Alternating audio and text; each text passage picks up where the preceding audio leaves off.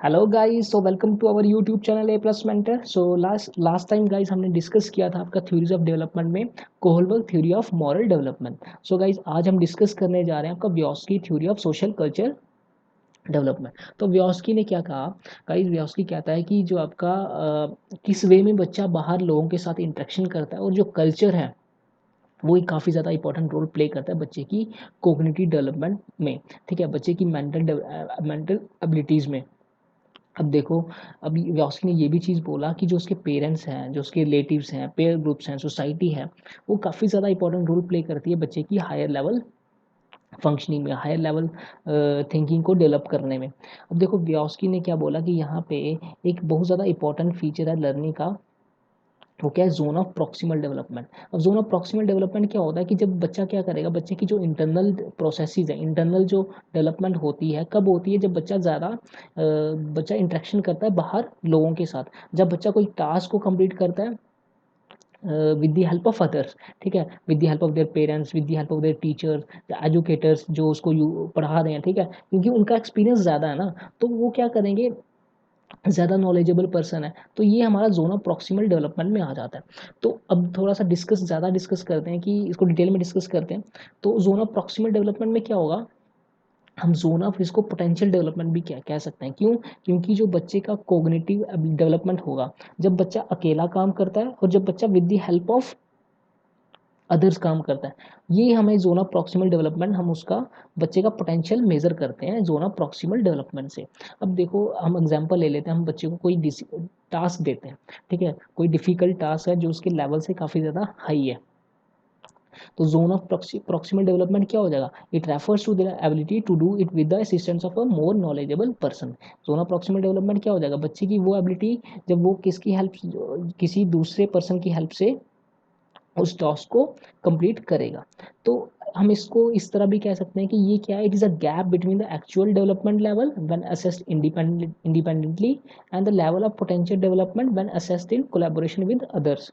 ठीक है, ये गैप है किसके बीच में? जब बच्चे के डेवलपमेंट को मेजर किया जाता है इंडिपेंडेंटली, और जब बच्चे की डेवलपमेंट को, पोटेंशियल डेवलपमेंट को मेजर करते हैं जब वो कोई बच्चा किसी दूसरे के साथ काम करता है। ठीक है, जब किसी दूसरे के साथ कहने का मीनिंग क्या हो गया कि जब वो किसी प्रॉब्लम को सॉल्व करता है with the help of others. ठीक है, under the guidance of a teacher और ये मेंटोर्स। ठीक है, तो ये चीज़ें आ गई जोन ऑफ प्रॉक्सिमल डेवलपमेंट में। अब 3 स्टेजेस हैं। ठीक है, प्रॉक्सिमल डेवलपमेंट में क्या क्या आ जाएगा? फर्स्ट क्या हो गया?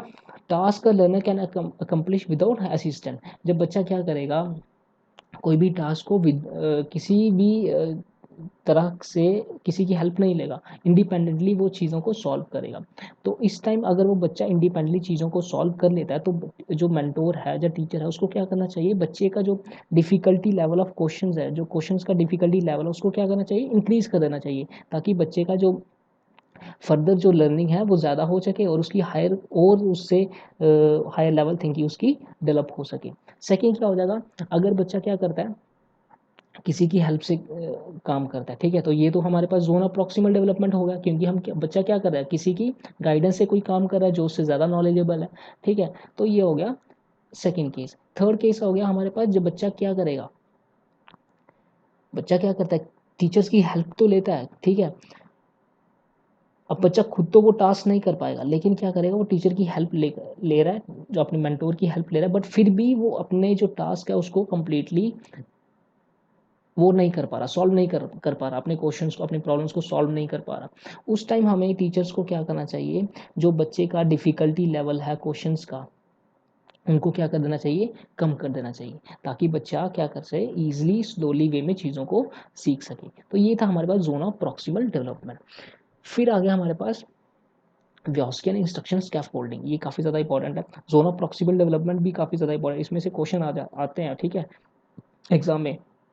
उसके बाद स्कैफोल्डिंग, ये भी काफ़ी ज़्यादा इंपॉर्टेंट टॉपिक है, इसमें से भी डायरेक्टली क्वेश्चन पूछा जाता है। अब देखो स्कैफोल्डिंग क्या होगा? एक guided learning, mean guided learning. Guided learning कब होता है? जब हम किसी को गाइडेंस करेंगे। ठीक है, जब स्टूडेंट को गाइड करता है कौन? उसके टीचर्स। ठीक है, उसके एजुकेटर्स। ठीक है, क्योंकि एजुकेटर को क्या ज़्यादा एक्सपीरियंस है किसी टास्क को कंप्लीट कवर करने को। ठीक है, उसके पास ज़्यादा नॉलेज है। ठीक है, एज़ कम्पेयर टू स्टूडेंट्स। ठीक है, और हम बात करते हैं कि जो एजुकेटर्स या टीचर्स होंगे वो ईज़िली बच्चे को ऑब्जर्व कर लेते हैं और उसका जो प्रॉब्लम सॉल्विंग स्किल्स है, उसका जो लेवल है, ईज़िली उसको जज कर लेते हैं। कितना बच्चे का लेवल है, कितना ईज़िली वो, कितना फास्ट वो क्वेश्चंस को सॉल्व कर रहा है, कितना बच्चा वीक है, कहाँ पे बच्चा वीक है, ठीक है, कौन से उसके स्ट्रॉन्ग पॉइंट्स हैं। तो ये टीचर क्या करेगा, ईज़िली ऑब्जर्व कर लेता है। तो यहाँ पे जो आपको पता लगा कि स्कैफोल्डिंग में क्या है। अब देखो यहाँ पे जो टेक्निक्स हैं क्या क्या होंगी स्कैफोल्डिंग में, वो विजुअल एड यूज़ कर सकता है टीचर्स, ठीक है, बच्चों को एग्जांपल्स देना है, ठीक है, जहाँ एक साथ मिलके काम कर सकता है, ठीक है, जहाँ बच्चों को फीडबैक देना है, ठीक है, बच्चों को क्या करना है, फीडबैक देना है। तो ये जो स्कैफोल्डिंग है ये क्या करता है कि ऐसा इन्वायरमेंट क्रिएट कर देता है जिसमें स्टूडेंट्स क्या करता है, कंफर्टेबल फील करता है, वो ईजिली क्वेश्चंस टीचर्स को टीचर से पूछ सकते हैं। और ये तब तक किया जाता है जब तक बच्चे का पूरे स्किल्स डेवलप ना हो जाए, ठीक है, जब तक वो अकेला काम ना कर ले, ठीक है। ओके गाइज, तो ये हमारे पास था स्कैफोल्डिंग के बारे में। अब देखो बेनिफिट्स क्या हो जाएंगे स्कैफोल्डिंग के। तो सबसे पहले तो क्या हो जाएगा, तो यहाँ से क्या होता है कि मोटिवेट, हम बच्चों को क्या मिलता है, मोटिवेशन मिलता है किसी काम को करने का, क्योंकि उसको पता है अगर मैं फेल हो भी चाहता हूँ तो हमारे टीचर्स हमारे साथ हैं, वो हमें क्या करेंगे, हेल्प कर देंगे, ठीक है। इससे सेकंड क्या हो जाएगा, उसका फ्रस्ट्रेशन लेवल कम हो जाएगा, minimising frustration for the learner, ठीक है। और क्या हो जाएगा, उसका फास्टर लर्निंग होगा, ठीक है। तो ये चीज़ें थी बेनिफिट्स आपका स्कैफोल्डिंग में।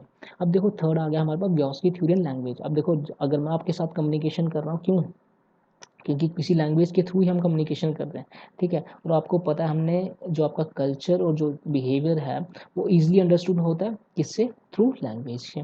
और जो आपका लैंग्वेज है वो काफ़ी ज़्यादा इंपॉर्टेंट रोल प्ले करता है आपका कोग्निटिव डेवलपमेंट में। अब बच्चे का लैंग्वेज कब डेवलप होगा, जब बच्चा क्या करेगा, बाहर इंटरेक्ट करेगा, सोशल इंटरेक्शन से बच्चे का क्या हो रहा है, ज़्यादा लैंग्वेज डेवलपमेंट होगा। और जब ज़्यादा लैंग्वेज डेवलपमेंट होगा तो उससे क्या हो जाएगा, बच्चे का जो कोग्निटिव डेवलपमेंट होगा वो भी ऑटोमेटिकली होता है, ठीक है गाइस। तो ये था हमारे पास व्यास थ्योरी और लैंग्वेज के बारे में। अब देखो जो स्टेजेस ऑफ लैंग्वेज है, इसको तीन में क्लासीफाई किया गया है, सोशल स्पीच, प्राइवेट स्पीच और साइलेंट इनर स्पीच।